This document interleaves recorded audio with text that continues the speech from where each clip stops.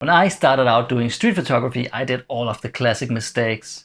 Missed shots, awkward encounters, and bad habits. Today, I want to share 5 lessons that I wish I would have known earlier. Plus a bonus tip that would have saved me so much time and frustration with camera settings. If you're starting out, or if you've been into street photography for a time, this might help you skip a few growing pains. Let's get started.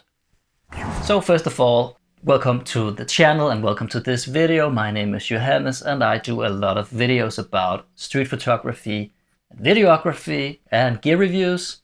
And I've been doing photography for the last 15 years with different kinds of camera setups, both personal projects but also paid gigs. These tips will help you get out on the streets to get those fantastic photos that you can be proud of and share with your friends and family, or perhaps the world through social media. So most of us do this. We obsess about the camera. Is it good enough? Do we have the right camera with the right specs? Do we want the APC sensor camera, the full frame camera? Do we want the point and shoot camera, or do we want this new cool Fuji camera that just has been released? This lens is faster, I will get sharper photos with this lens. All of these worries and thoughts about gear really don't give us anything when it comes to being creative. Some of my favorite photos that I've taken, I took on a Sony a6000 with a 35mm lens. So it just comes to show you that it is not about the camera, it is about the mindset and about how you see the world and how you can portray this in a photo. So when you stop worrying about your camera gear and instead try to focus on what's in front of you, the real world and the street, then you will become much better at using your camera for first, but also noticing great shots around you. So I think we have all tried this. We want to get on the street and do some street photography, but when we get out there, we don't feel that confident. We feel like we are too intrusive on other people's life. Yeah, we have all been there. When I started out, I was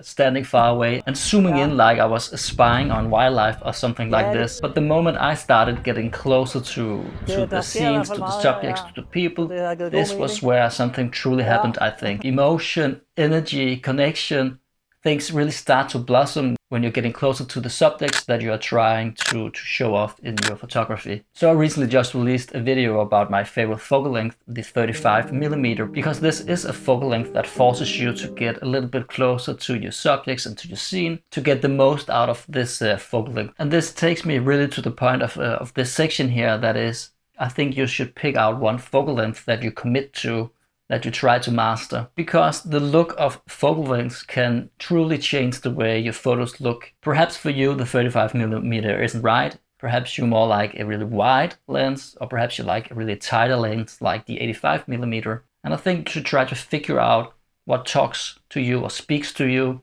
When do you think your photos look the best? And then you should commit to this focal length for a long period of time. And how do you figure out this? Because perhaps you only own one lens. Well, you can lend lenses from your friends if they also own a camera with lenses, or you can actually borrow or rent lenses out in the real world. At least in Denmark, there's something called Video, where you can go and rent camera equipment, and you can do this with the lenses too. And I'm pretty sure that these things exist around the world in different names. So you can rent a lens for a short period of time for some money and try it out to see if you like this sort of focal length. Also on many cameras these days there is the crop mode, so if you have a certain focal length then you can use the crop mode to crop in, and you will see the photo, at least on your monitor, in a way where it portrays a cropped in lens size. So for instance, if you're shooting on the 35mm, it would crop into something that would look like the 50mm. But I guess the point here as well is also just the more you shoot, the more your style and your preferences will show,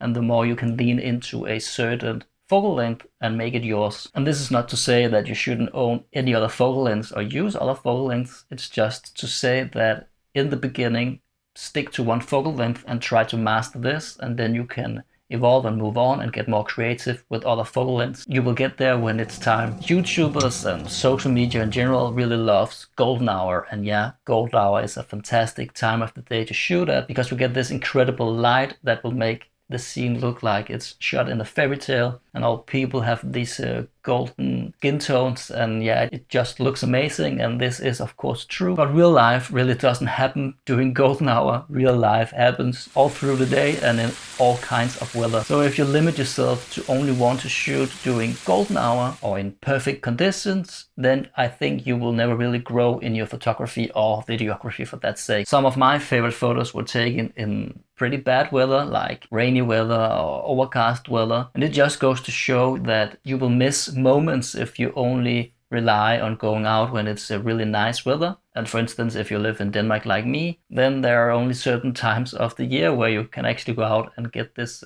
perfect golden hour lighting conditions. And this will just mean that you simply won't be shooting that much. So the point here is learn to work with whatever light that you have. Use harsh shadows to make interesting shadowy scenes, or perhaps use the sun to backlight a silhouette to make an interesting photo. Street photography is about adapting, not waiting. One really good rule to have when you're out shooting during hot sun is to don't let the light be in front of your subject. Try to have the light at an angle, either behind the subject or at a 90-degree angle, I think it would be, because this would usually make the scene a bit more interesting. So as I said earlier in the beginning, I kept blaming my lenses or the camera because I didn't like what was coming out of the camera. But this was because I wasn't really thinking about composition yet. So I started to looking for frames, layers, clean backgrounds and stuff like this. Some of these certain situations that I've seen in other photos that actually look pretty cool. It could also be like leading lines or frame within the frame, symmetry, some of these rules, if you can say so, that we just know are pleasing to the eye. But why did I understand to look for these things? This was because I actually started to look at other photographers to see what they were doing. And in some of my videos I often reference some of these really great street photographers, these legendary street photographers like Cartier-Bresson or Vivian Maier. But you don't have to look at these old photographers to get inspired and to learn. I bet you have a lot of photographers on Instagram that you look up to. So take some time and actually study what they're doing and try to learn how you can implement this in your photography as well. So yeah, take some time and look at their photos from a learning perspective. What is appealing to you? What do you like about this photo, and how can you do this in your own way? Can you mimic this in some sort of way in your own city? So you don't have to spend that much time doing this, but just take off some time during the week to try to have a learning perspective when you are doing the doom scrolling on Instagram. And of course, the importance in this is to try to implement what you are observing as well. Experiment with angles, with colors, or framing, and see how this looks through your camera. By observing and by practicing in real life, you will get better, I promise you. So talking about getting better, let's also talk about the failures, because we all have the failures when we are out doing street photography or photography in general. Try to embrace the failures and keep shooting. You will have days where you don't come home with anything good or with just a minimum of photos that you like. You'll feel like a total failure, but I guess this is just part of the process. Yeah. So growth doesn't really happen when everything is going great. It happens when you show up anyway. And even on the bad days, don't delete all these photos. Try to come back in a later time. You might have taken some photos that you didn't appreciate at first, but over time, when you grow as a photographer, you actually start to appreciate what you did back then. And perhaps you have learned a new editing technique or something like this that can make you elevate this photo or use it in some sort of way. You actually never know. But to sum all of these things up I've said, I think one thing that you can do to try to push yourself is to set up some challenges or routines for you to go out and shoot. For instance, go out and shoot only photos without people in them, or only photos with people in them. Go out and shoot photos that only have leading lines in them, or perhaps focus on one color that you want to have in all of the shots, because this will help you try to look for these things, and it will make your eye get used to looking for these things. And I think these kind of constraints can actually help you get better over time. And of course, don't do this all the time, but try to do these kinds of challenges a couple of times during the year, or perhaps once a month, because yeah, it can really help you respark your love, because it can really help you reignite your love for photography again if you're feeling down, and it will simply also just help you get better. So yeah, try this out. So let's talk about the bonus tip here, because one thing that we also do a lot is that we obsess over the settings. This is especially something that you see with beginner photographers, that they want to learn all the settings at once, and then they have to stay in manual and they mess around with all the settings, and then life is just moving past them and they don't get all of the great photos that they could. They miss a lot of these golden opportunities that perhaps never comes back. And don't get me wrong, of course it is important to know how the settings and how the function of your camera works. And you might need this if you perhaps are doing like paid work, where you have to do something very particular and that requires you to master the settings in a certain way.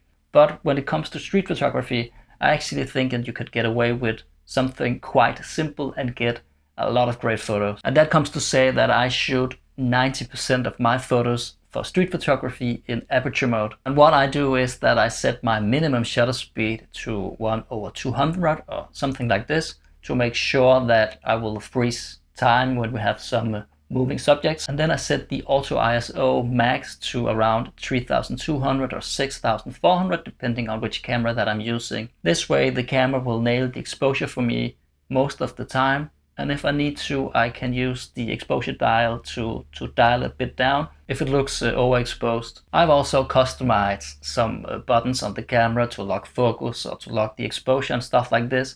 And I will make a dedicated video about this here in the future if you want to see how I go about and do this. But setting a minimum ISO and a minimum shutter speed will really get you a long way. And then you can go out and use aperture priority to control the depth of field, and your camera will really take care of all of the other things, so you don't have to worry about this, and you can just practice to be in the moment and to look for these great compositions and real life shots happening around you. So I made all of these mistakes, and I still make mistakes from time to time, but that is really part of the journey. Let me know in the comments what's one thing that you would have wished that you have known earlier when you started out doing photography. I read every single one, and I would love to have a discussion about these things, because I think it's really important to see what matters for people when they are starting out doing photography. And if you want more tips like in this video, please make sure to subscribe to the channel. I got a lot of cool videos coming up here in the next couple of months. So yeah, I guess all there is left to say now is goodbye guys, and I will see you around. Boy. I'm the biggest in the game, I'm the one they talk about. Everybody know my name, my resume is loud.